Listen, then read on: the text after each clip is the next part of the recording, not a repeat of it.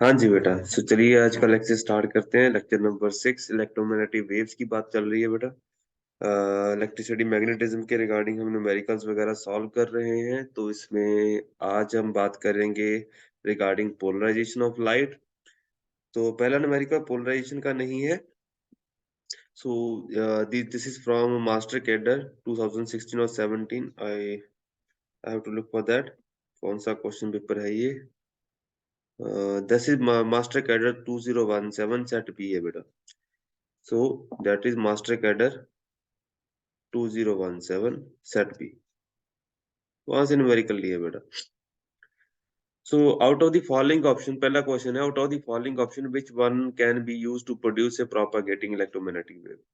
So हमारे सामने question दिया हुआ है कि कौन सा जो हमारे pass out of the four option जिसको हम यूज करके इलेक्ट्रोमैग्नेटिक वेव को प्रोड्यूस कर सकते हैं या उनको मूव करवा सकते हैं। ठीक है जी।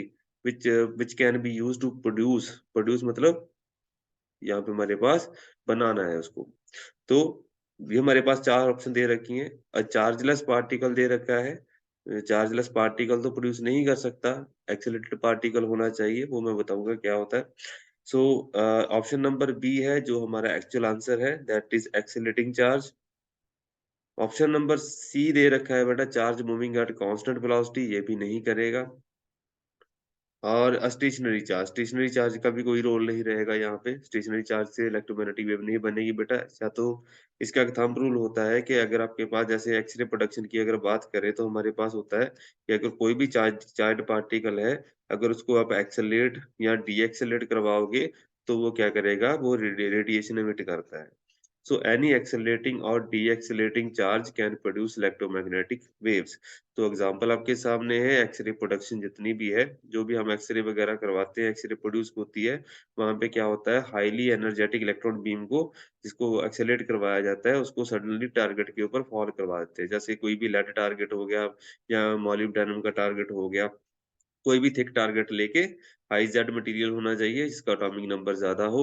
उसके ऊपर जगह जब जब भी आप इलेक्ट्रॉन को फॉल करवाओगे तो हाई हाई एनर्जी का इलेक्ट्रॉन होगा। तो डिपेंडिंग ऑन कितनी एनर्जी का इलेक्ट्रॉन फॉल कर रहा है उसी एनर्जी की रेंज की आपकी एक्सरे निकलेगी। तो अगर इलेक्ट्रॉन को आप एक्सेलरेट करवा के डी एक्सेलरेट करवाओगे तो वहां से क्या निकलता है बेटा, एक्स रेज निकलती है। तो आइदर इलेक्ट्रॉन को एक्सेलरेट करवाना पड़ेगा या फिर आपको डी एक्सेलरेट करवाना पड़ेगा। अगर एक्सेलरेट करवाओगे तो ब्रैम स्टार्लिंग रेडिएशन निकलेगी, वो भी इलेक्ट्रोमैग्नेटिक की रेडिएशन का पार्ट होता है बेटा। तो जितनी भी इलेक्ट्रोमैग्नेटिक रेडिएशन है वो चार्ज के एक्सेलरेट या डी एक्सेलरेट करवाने से ही होती है बेटा। सो एक्सेलरेटिंग और D accelerating charge can produce electromagnetic wave. तो ये आपका ऑप्शन बेटा यहाँ पे बी हो जाता है। बाकी सारे ऑप्शन यहाँ पे काम नहीं करेंगे। स्टैटिक चार्ज आपका इलेक्ट्रोमैग्नेटिक वेव प्रोड्यूस नहीं करेगा, या ना ही चार्जलेस पार्टिकल होगा, ना ही आपके पास स्टेशनरी चार्ज, और ना ही charge moving with constant velocity, ये आपकी इलेक्ट्रोमैग्नेटिक वेव्स को प्रोड्यूस नहीं करेंगे यहाँ पे। Next question is which of the following waves can not be polarised. अब पोलराइजेशन का पार्ट हम शुरू कर लेते हैं because these are related to transverse और लॉन्गिट्यूडनल टाइप ऑफ वेव्स। तो इसके रिगार्डिंग न्यूमेरिकल्स आ रहे हैं यहाँ पे। तो विच ऑफ द फॉलोइंग, एक ही सेट है बेटा, सेट की कॉरेस्पॉन्डिंग जो मैंने लिखा था 2017 के कॉरेस्पॉन्डिंग उसी से क्वेश्चन लिए गए, जो भी रेलिवेंट है वो हम यहाँ पे इंक्लूड कर रहे हैं बिकॉज इलेक्ट्रिसिटी मैग्नेटिज्म के साथ ही रिलेटेड है तो हम बात कर रहे हैं उसके regarding. So which of the following waves can not be produce, can not be polarised. तो यहाँ पे हमारे पास कौन कौन सी वेव्स को पोलराइज हम नहीं कर सकते। तो पहली बात तो आ जाती है यहाँ पे विजिबल लाइट दे रखा है। विजिबल लाइट के कॉरेस्पॉन्डिंग दिया हुआ है, तो विजिबल लाइट एक इलेक्ट्रोमैग्नेटिक वेव होती है जिसका नेचर जो होता है बेटा बेटा ट्रांसवर्स नेचर होता है। सो वो हम अभी डिस्कस करेंगे। दूसरी ऑप्शन दे रखी है, रेडियो वेव दे रखी है, बी ऑप्शन है, that is also electromagnetic wave. So this is electromagnetic, first one. Second option is electromagnetic wave. Third अब ऑप्शन जो हमें दे रखी है दैट इज बेटा साउंड वेव। तो साउंड वेव जो होती है वो लॉन्गिट्यूडनल वेव होती है, और एनी ट्रांसवर्स वेव। ये अब चौथा ऑप्शन तो उन्होंने बिल्कुल ओपन ही कर दिया हुआ है यहाँ पे। इसको थोड़ा सा मैक्सिमाइज करने की कोशिश करते हैं, आपको प्रॉपर्ली दिख जाएगा। चलिए, तो ऑप्शन सी हमारे पास यहाँ पे जो लॉन्गिट्यूडनल वेव है वो उसको हम पोलराइज नहीं कर सकते। तो पहली बात कि इसका जो आंसर आएगा that will be option C. अब ये ऐसा क्यों होता है बेटा? उसके रिगार्डिंग हम थोड़ी-सी बात कर लेते हैं। ये transverse waves can only be polarise, सिर्फ ओनली ट्रांसवर्स वेव को हम पोलराइज़ कर सकते हैं। पहली बात कि ट्रांसवर्स वेव होती क्या है? जो भी वेव, कोई भी जैसे इलेक्ट्रोमैग्नेटिक वेव की बात करें तो इलेक्ट्रोमैग्नेटिक वेव के अंदर electric field and magnetic field होते हैं, लेकिन वो एक दूसरे के परपेंडिकुलर वाइब्रेट करते हैं। अगर जो इलेक्ट्रिक फील्ड जो है वो वाई एक्सिस की तरफ वाइब्रेट कर रही है, तो जो इलेक्ट्रिक वेक्टर है वो वाई एक्सिस को कॉरेस्पॉन्ड करेगा, तो जो मैग्नेटिक वेक्टर है वो जेड एक्सिस को कॉरेस्पॉन्ड करेगा। अगर आपके पास जो वेव है that is propagating in the X direction, मतलब जिस डायरेक्शन में वेव जा रही है उस डायरेक्शन में आपकी वाइब्रेशन पार्टिकल की नहीं होगी। यहाँ आपके पास वो कोई भी वेक्टर नहीं होगा, इलेक्ट्रिक वेक्टर और मैग्नेटिक वेक्टर उस डायरेक्शन को कॉरेस्पॉन्ड नहीं करेंगे। So electric field will be along the Y axis और magnetic field will be along the z axis and wave propagation will be along the x axis. That is called direction of polarization here.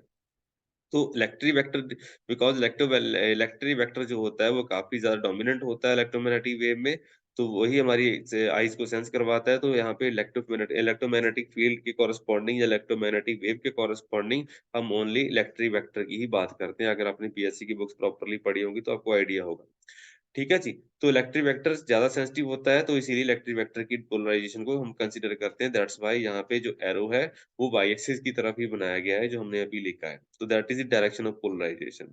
तो एक एक plane में अगर आपकी direction को हम Orient कर सकते हैं, तो उसको पोलराइज़ करना भी आसान है। मतलब इसको या तो आप ब्लॉक कर सकते हैं यूजिंग पोलराइज़र एंड एनालाइज़र लगा के, या फिर आप कोई और फिनोमेना करना चाहते हैं, तो वो भी कर सकते हैं।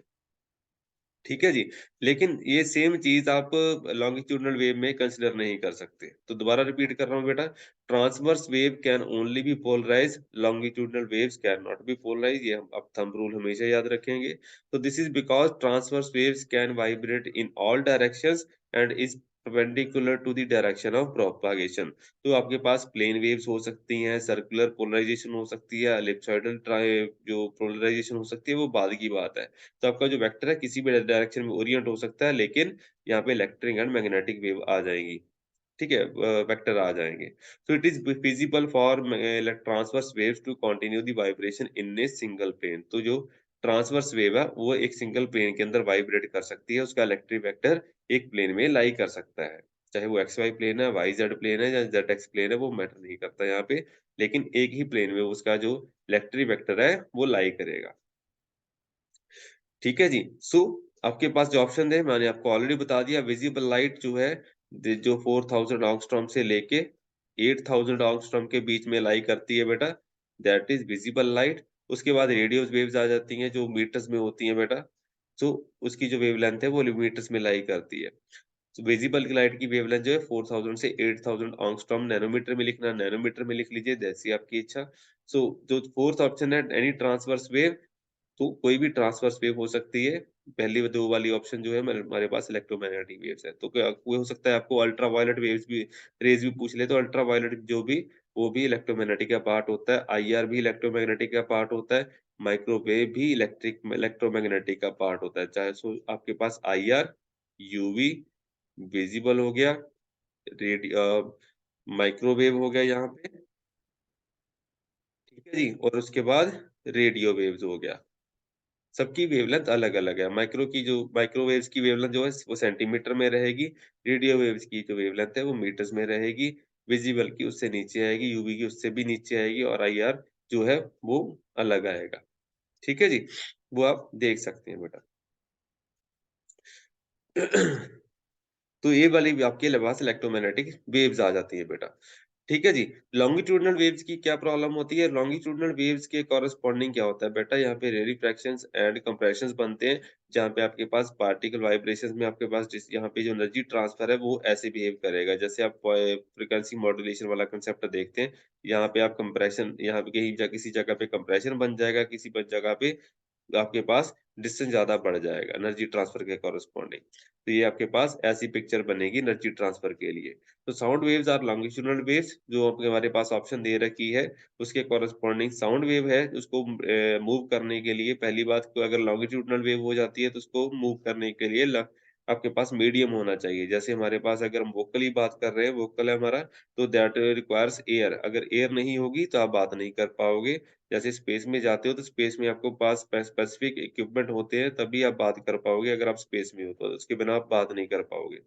तो विदाउट एयर आपकी साउंड वेव्स ट्रैवल नहीं करेंगी, तो आप बात भी नहीं कर पाओगे। So sound waves are longitudinal waves and require medium for travel.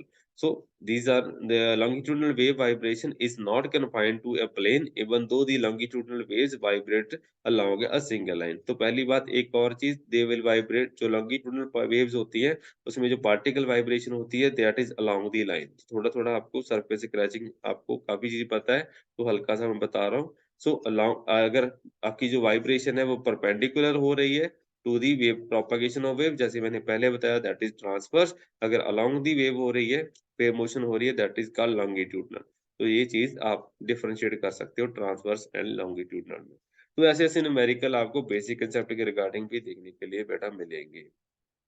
ठीक है, I hope this thing is clear. तो नेक्स्ट क्वेश्चन आ जाता है हमारे पास रिगार्डिंग दी पोलराइजेशन। आज पोलराइजेशन ही ज्यादा डिस्कस करेंगे जैसे जैसे न्यूमेरिकल आ रहे हैं। So what principle is responsible for the fact that certain sunglasses can reduce glare of the reflected surface from the reflected surface. तो हमारे पास बेटा पोल सनग्लासेस जो होती हैं वो ग्लेयर को रिड्यूस कर सकती हैं। क्यों कर सकती हैं बेटा? पहली बात यहाँ पे हम देख सकते हैं कि हमारे पास जो सन ग्लासेस होती है, सन ग्लासेस में पोलराइज्ड वगैरह हो सकते हैं। अगर आपके पास पोलराइज्ड जैसे मैं आपको यहाँ पे पिक्चर भी दिखा देता हूँ। यहाँ पे पोलराइजेशन होती क्या है वैसे? जो ग्लेयर को कम कर सकता है। सो हमारे पास लाइट की अगर इंटेंसिटी को अगर आप कम कर पाएँ तो आपके पास जो ग्लेयर होगी वो कम हो जाएगी, पहली बात जो आप अगर आप देखना चाहो तो। अगर आपके पास कोई भी लाइट इंटेंसिटी है, उसके जो इलेक्ट्रिक वेक्टर होगा that will B randomly oriented. ठीक है? तो मैंने आपको बताया था कोई इलेक्ट्रिक वेक्टर एक प्लेन में ही लाई करेगा, लेकिन वो नहीं बताया कि कौन-सी प्लेन में लाई करेगा। It may be X, Y, Y, Z और ज़ेड एक्स।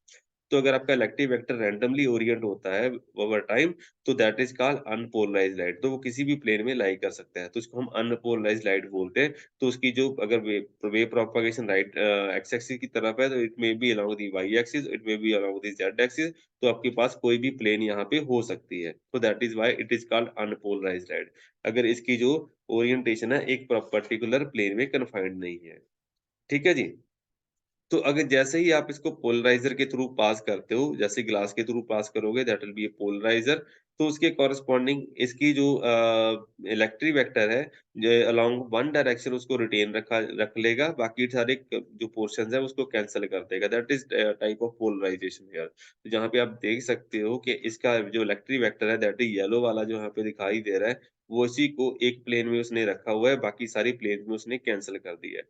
ठीक है जी? सो अगर आपकी जो प्लेन ऑफ पोलराइजेशन है वो एक सिंगल प्लेन में कन्फाइन हो जाती है, ठीक है जी? तो उसके कॉरेस्पॉन्डिंग जो लाइट है उसको हम पोलराइज्ड लाइट बोल देते हैं। इसकी ओरिजिनल इंटेंसिटी अगर आई नॉट है तो उसकी 1 हाफ इंटेंसिटी बच जाएगी, ठीक है जी? उसकी आधी इंटेंसिटी आ जाएगी। साथ वाली पिक्चर में भी आप चेक कर सकते हो बेटा, जो यहाँ पे आप लाइट देख रहे हो, यहाँ पे लाइट का फ़र्क आएगा, तो आपके पास ग्लेयर का काफ़ी ज़्यादा फ़र्क आ जाता है। जो पोलराइज्ड लाइट होती है उसमें ग्लेयर नहीं होती यहाँ पे। ठीक है जी? तो ये आपके पास ऑप्शन आपके पास बी आ जाएगा। बी ऑप्शन में क्या लिखा हुआ था वो देख लेते हैं कि पहले क्वेश्चन था principle is which principle is responsible for the fact that sunglasses, certain लिखा हुआ है पहली बात। Certain sunglasses coated with special materials can reduce glare from the reflected surfaces. तो कुछ मटेरियल, कुछ सनग्लासेस जिनके ऊपर स्पेशल कोटिंग होती है वो ग्लेयर को कम कर सकते हैं। They are of the type of polarised glasses. तो पोलराइज्ड ग्लासेस ऑप्शन बी होता है। टोटल इंटरनल रिफ्लेक्शन यहाँ पे नहीं आएगा। टोटल इंटरनल रिफ्लेक्शन के कॉरेस्पॉन्डिंग जो है वो हम यूज़ करते हैं किसके अंदर? ऑप्टिकल फाइबर के अंदर। तो ये चीज़ अपने माइंड में रखिए। तो हो सकता है नेक्स्ट टाइम आपको ऑप्टिकल फाइबर का क्वेश्चन आ जाए कि ऑप्टिकल फाइबर में कौन-सा प्रिंसिपल यूज़ होता है? That is total internal reflection. Diffraction is different stuff here. Diffraction का कांसेप्ट यहाँ पे नहीं लगेगा।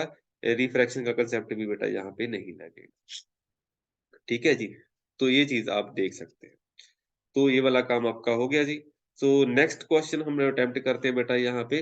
सो consider a light wave of intensity I naught incident on a polariser. तो अब ये मालूस लॉ का क्वेश्चन आ जाता है। ये पेट क्वेश्चन है, हर बार आपको देखने के लिए मिलेगा, किसी ना किसी कॉम्पिटिटिव एग्जाम में देखने के लिए मिल ही जाता है मालूस लॉ का।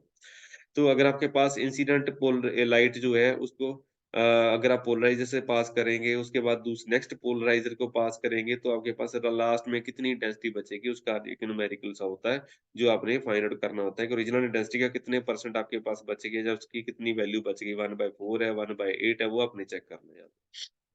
तो पहले बात करते हैं कि इसको कैसे कैसे किया जाता है। अगर ओरिजिनल इंटेंसिटी जो है, जैसे मैंने अभी बताया कि सन ग्लासेस का केस हमें अपने डिस्कस किया था कि सन ग्लासेस के थ्रू जब आप अनपोलराइज्ड लाइट जो है, फिगर 1 को देख रहे हैं हम, अनपोलराइज्ड लाइट को जगह जब आप पोलराइजर के थ्रू पास करोगे तो इट विल बी पोलराइज्ड। ठीक है जी, पहली बात। तो पोलराइज्ड लाइट जब आप किसी दूसरे पोलराइजर के थ्रू पास करोगे, जिसको हम यहाँ पे एनालाइजर बोल रहे हैं। एनालाइजर बोलने का मतलब ये है कि अगर आप इस लाइट को एक पर्टिकुलर एंगल के थ्रू पास करोगे, तो एक इसकी लाइट इंटेंसिटी एक अलग तरीके से ही मॉड्यूलेट हो जाएगी। मतलब ये लाइट इंटेंसिटी जो है, एक एक इसकी जो वेक्टर है, इलेक्ट्रिक वेक्टर है, वो एक पर्टिकुलर डायरेक्शन में ओरिएंट हो गया। अब इसको थोड़ा-सा टिल्ट करोगे तो उसकी लाइट इंटेंसिटी ऑटोमैटिकली मॉड्यूलेट होना स्टार्ट हो जाएगी, बिकॉज़ ओरिजिनल कंपोनेंट एक ही डायरेक्शन में है। तो इसको हम एनालाइज़र का नाम दे देते हैं। ये इसको एनालाइज़ कर सकता है कि इसका जो इलेक्ट्रिक वेक्टर है कौन-सी डायरेक्शन में ओरिएंट होता है।